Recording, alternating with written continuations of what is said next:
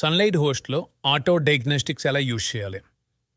ముందుగా మీరు control panel panel open చేయండి. కంట్రోల్ ప్యానల్లోకి ఎలా లాగిన్ అవ్వాలంటే మీకు 2 వేస్ అయితే ఉన్నాయి.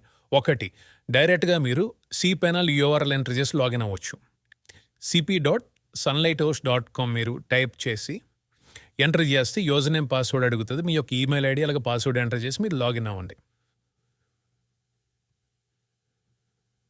ఇక్కడ మీరు మేనేజ్ క్లిక్ చేస్తే డైరెక్ట్గా మీ యొక్క కంట్రోల్ ప్యానల్ అయితే ఓపెన్ అవుతుంది. ఇది ఒక వే. రెండోది ఏంటంటే మీ యొక్క క్లయింట్ ఏరియా నుంచి కూడా మీరు లాగిన్ అవ్వచ్చు. ముందుగా మీరు గూగుల్ ఓపెన్ చేసి ఇందులో సన్లైట్ హోస్ట్ అని టైప్ చేయండి.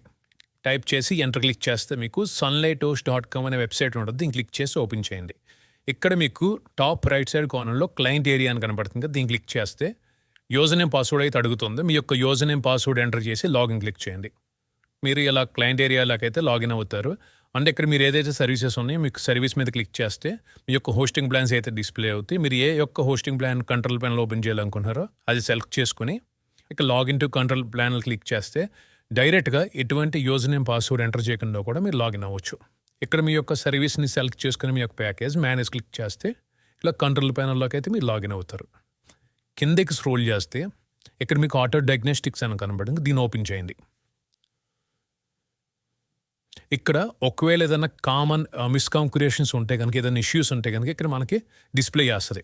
సో మనకి ఎటువంటి ప్రాబ్లం అయితే లేదు. నేమ్ సర్వర్స్ కరెక్ట్గా ఉన్నాయి, అలాగే డిఎన్ఎస్ సెట్టింగ్స్ ఇవన్నీ కరెక్ట్గా ఉన్నాయి, ఎటువంటి ఎర్రర్ లాక్స్ అయితే లేవు. కానీ ఫైల్ పర్మిషన్స్ అనేవి మనకి ఫైల్ పర్మిషన్స్ ఇష్యూస్ అయితే ఉన్నాయి.